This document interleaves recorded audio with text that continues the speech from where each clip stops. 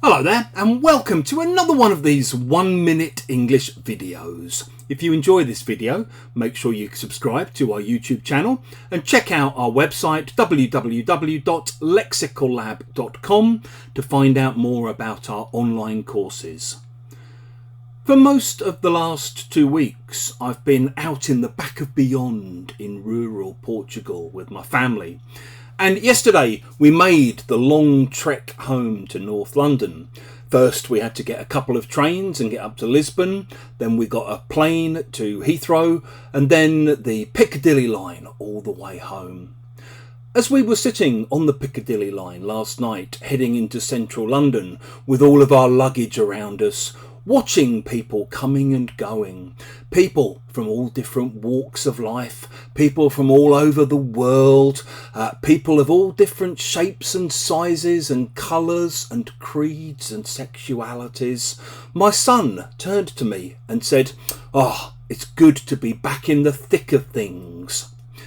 If you're in the thick of things or in the thick of it, you're in the most active or sometimes in the most dangerous part of a place or a situation or an activity.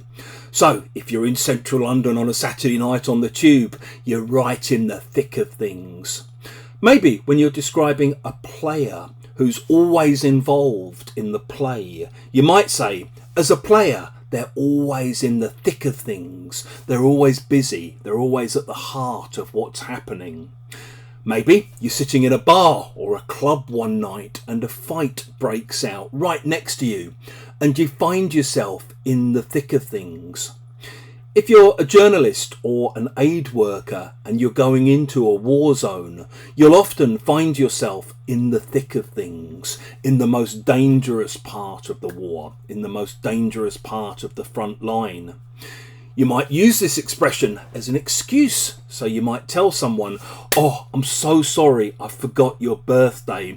The thing is, I'm really in the thick of it all at work at the moment, and it's just affecting my memory terribly."